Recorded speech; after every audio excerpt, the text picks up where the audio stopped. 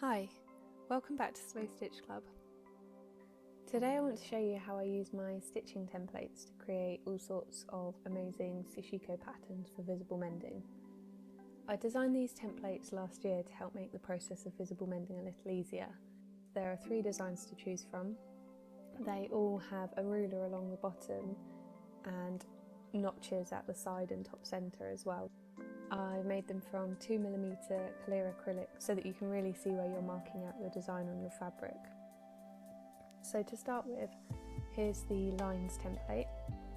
This one can be used in so many different ways, but I'll start with a simple cross pattern, and to do that I first need to mark out the grid. As always, I'm using my trusty Pilot Friction pen, but you can also use a fabric marker or a chalk pencil with these templates.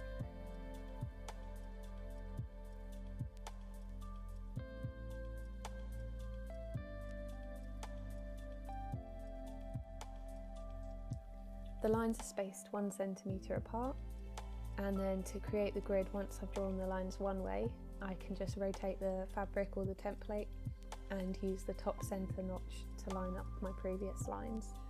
Then I can just repeat the lines and that will give me the grid.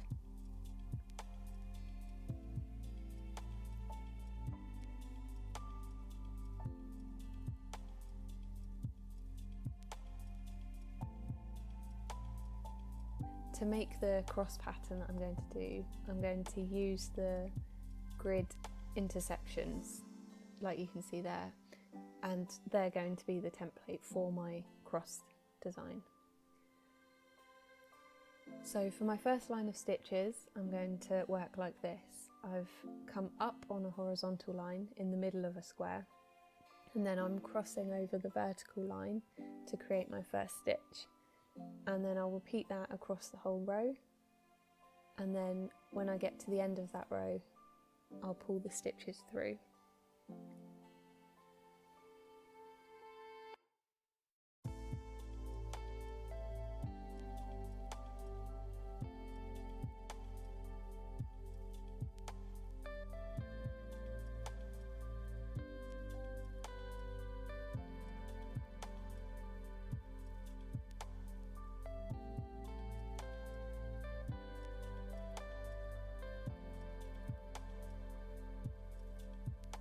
For the second row, what I'm going to do is alternate those lines so that the crosses alternate for every row, like this.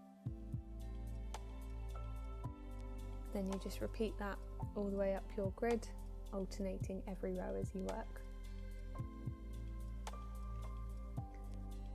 To cross these stitches, I'm going to keep using my marked grid as a guide and follow the crosses that are already there from the pen markings. I'm going to try and keep them as even as possible. Even though I've alternated each row here, you don't have to do that, they could run parallel to each other.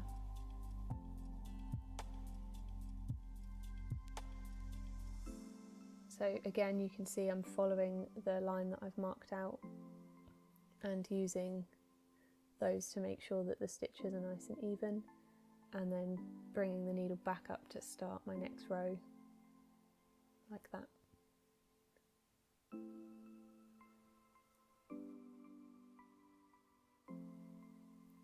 Obviously I'm only working a few rows here, so you would get into a better rhythm for the whole grid, but you get the idea of how I'm using the needle there to come up at the end of each row to start the next row.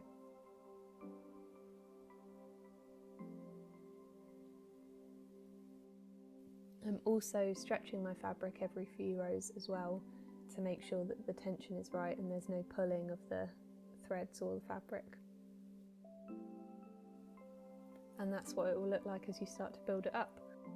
You can also use the template to create a smaller grid, so that original grid is 1 centimetre for each square, but you can fill that in. So here I've just moved the template into the middle of those first squares like this.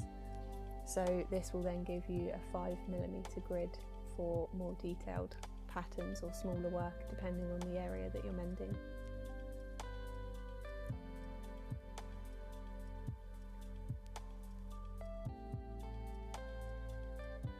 think this smaller grid works really well for smaller mends like this one, and specifically I really love this persimmon flower design, and I think that works really well on both scales, but I really love the smaller scale.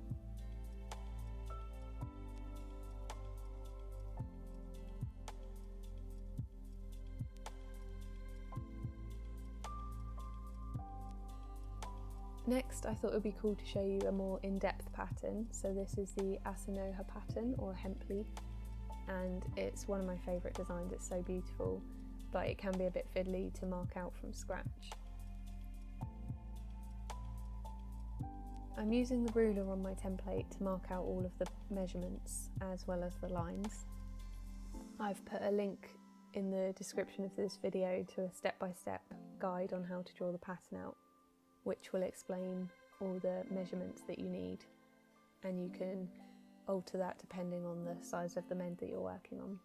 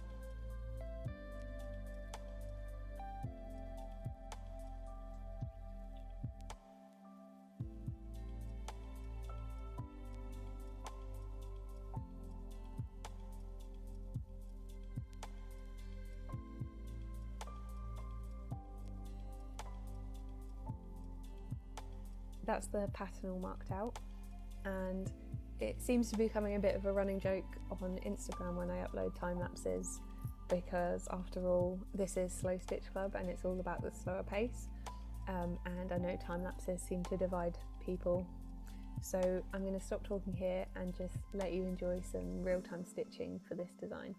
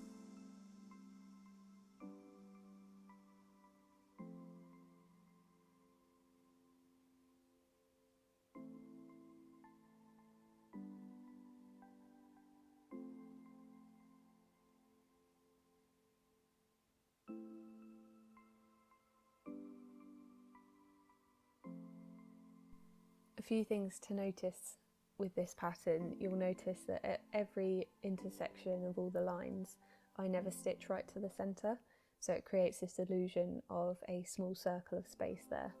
And I think that can really help you figure out the spacing of your stitches and how many you need for each section.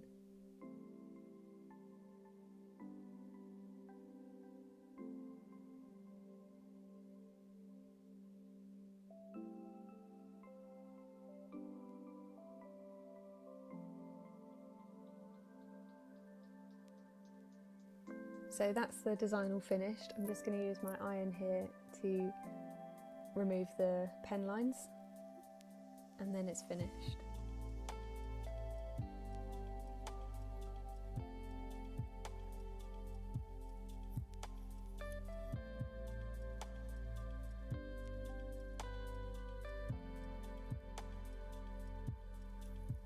Next, I'm moving on to the large circles template. And this creates an interlocking circles pattern, or I think the pattern is also known as 7 treasures. So for these curved designs, I've switched to a shorter Sashiko needle to help follow the curves more easily, so that you can still pick up a few stitches as you're working.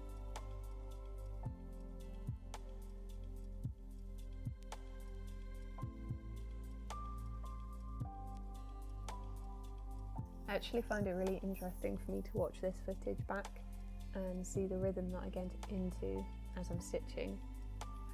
It's not 100% accurate because my camera setup means that I'm sat at a really odd angle to work around my tripod, but it's cool to see how my technique is evolving and how I work differently depending on the pattern. I find that with this design, the way I fill in the stitches changes as well, but that's probably because I'm in the zone and not particularly concentrating. I just stitch slowly and organically, and I'm following the curves around and then filling in any gaps as I see them.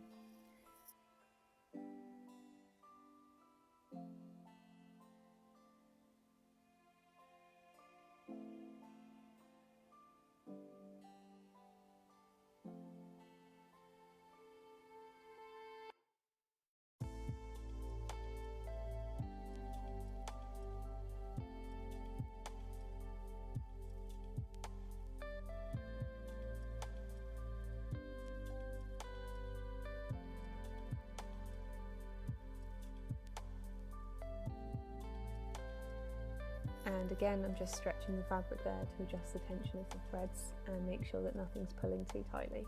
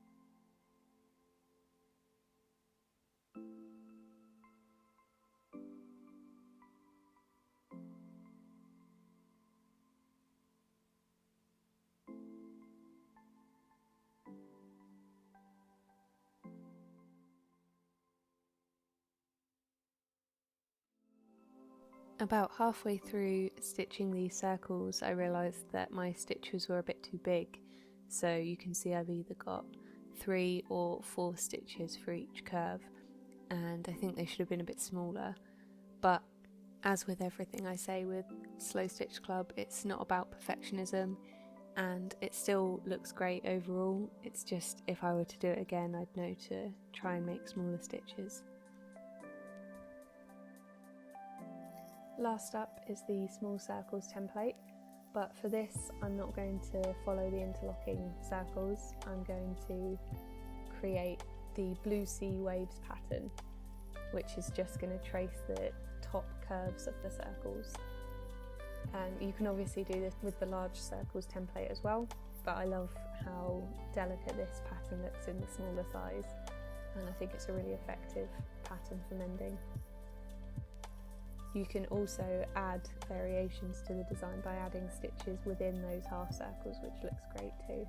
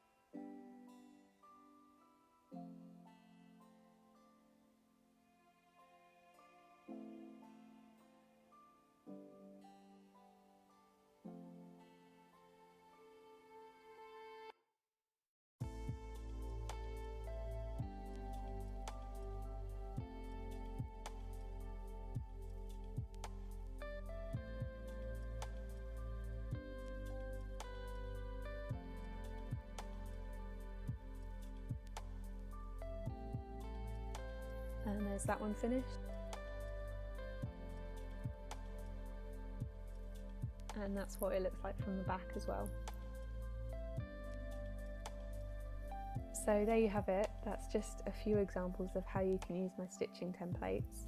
There are so many beautiful Sashiko patterns out there, and I definitely recommend researching the practice of Sashiko and its history and culture, as well as all the other patterns that you can try. I hope you enjoyed this video.